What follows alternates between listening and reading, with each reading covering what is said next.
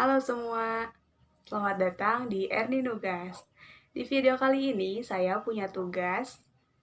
Sebenarnya sih bukan tugas ya, ini adalah UTS dari salah satu mata kuliah yang saya ambil, yakni mata kuliah pengelolaan laboratorium.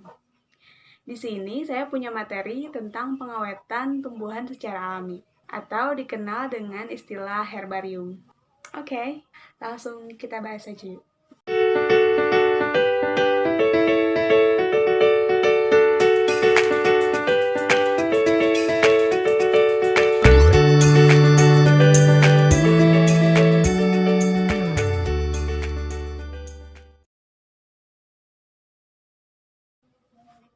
Herbarium berasal dari dua kata, yang pertama corpus dan botanicus, yang artinya kebun botani yang dikeringkan.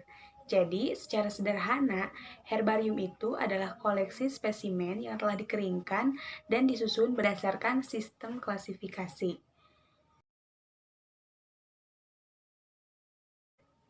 Herbarium ini ada dua jenis sebenarnya. Yang pertama, herbarium basah dan herbarium kering. Apa perbedaannya herbarium basah sama herbarium kering? Nah, herbarium basah itu adalah pengawetan tumbuhan yang pakai bahan kimia berupa formalin 4%. Dan biasanya yang diawetkan tuh bagian tumbuhan yang memang berair, seperti buah misalnya. Sedangkan herbarium kering itu umumnya adalah untuk bagian-bagian tumbuhan yang mudah dikeringkan atau sedikit mengandung air, seperti daun dan bunga. Nah, si herbarium kering ini pembuatannya juga tidak menggunakan bahan kimia sama sekali. Walaupun misalnya ada, itu hanya opsional, biasanya cuman alkohol 70%. Herbarium yang baik itu harus seperti apa? Herbarium yang baik itu biasanya disertai identitas berupa nama tumbuhannya, taksonominya, nama pengumpul atau kolektornya, dan nomor koleksi, terus lokasi asal si tumbuhan tersebut. Kenapa harus ada identitas? Karena itu nantinya untuk kepentingan penelitian dan sebagai identitas ya, untuk identifikasi. Herbarium kering sendiri ada dua jenis kalau dibedakan menurut prosesnya.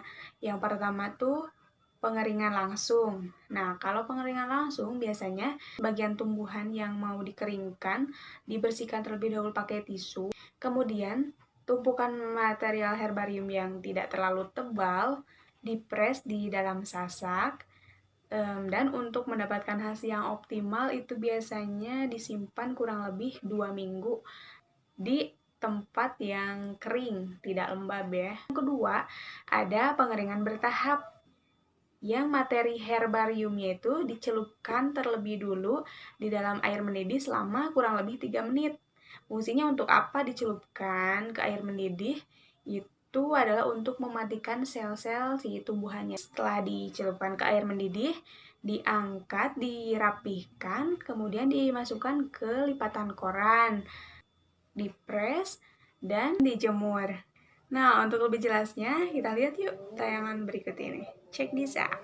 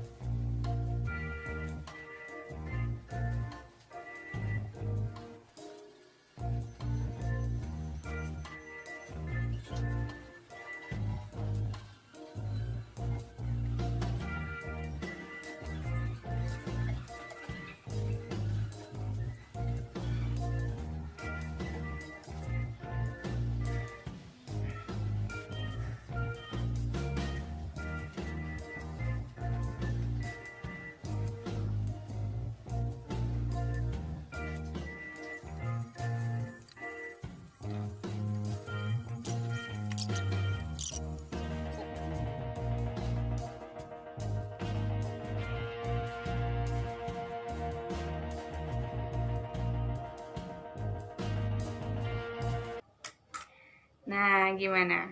Mudah untuk dipraktekkan, bukan? Tapi, walaupun mudah, ada beberapa hal yang harus kalian perhatikan kalau ingin membuat herbarium kering ini. Yang pertama, kerapihan yang berhubungannya sama nilai estetika ya. Selain kerapihan yang harus diperhatikan yaitu tempat menyimpannya itu dan hubungannya sama suhu. Karena si bagian tumbuhan yang akan dikeringkan ini sangat rentan sekali terkena jamur kalau disimpannya itu di tempat yang lembab gitu. Jadi harus di tempat yang kering. Ada nggak sih manfaatnya atau cuma buat hiasan aja? Bisa aja sih, itu kan dipajang.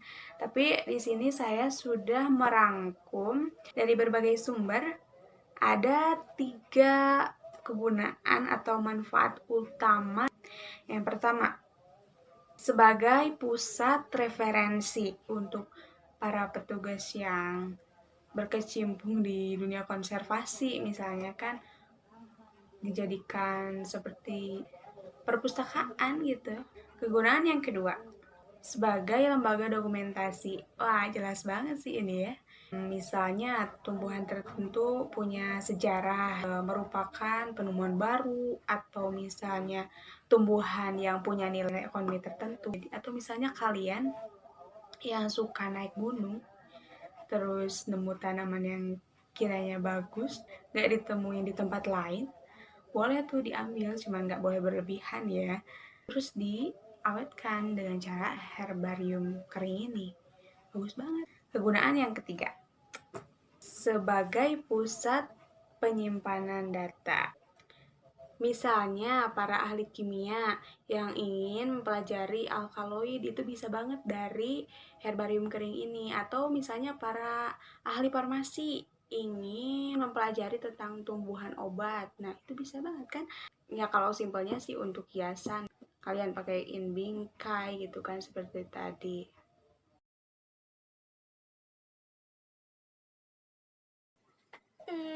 Oke. Bicara soal kelebihan dan kekurangan tentunya ada ya. Karena di dunia ini nggak ada yang sempurna. Apa dulu nih kelebihannya kali ya? Kelebihannya kalau dibandingkan dengan herbarium basah, tentu saja herbarium kering ini dapat bertahan lebih lama, bahkan hingga ratusan tahun. Kalau kekurangan dari herbarium kering ini, si spesimennya itu mudah mengalami kerusakan. Kalau kita nggak pintar-pintar ngerawatnya, penyimpanannya tadi salah, malah di tempat yang lembab, nggak diperhatiin, itu spesimennya bakal rusak, bakal berjamur. Bisa juga karena pemakaian yang terlalu sering, terlalu diporsir, itu akan menyebabkan si spesimennya itu cepat mengalami kerusakan. Baiklah, tugas R sudah selesai. Semoga bisa menambah pengetahuan kalian. Silahkan dipraktekkan, dicoba, karena itu mudah sekali, bisa dilakukan di rumah dan oleh siapapun. Kalian juga bisa share hasil percobaan kalian di kolom komentar, atau mungkin kalian post di IG dan tag akun saya ya. Atau misalnya ada yang kurang jelas, kalian boleh tanya di kolom komentar juga, silakan. Thank you for watching. See you in the next video. Jangan lupa subscribe, comment, and wassalamualaikum warahmatullahi wabarakatuh.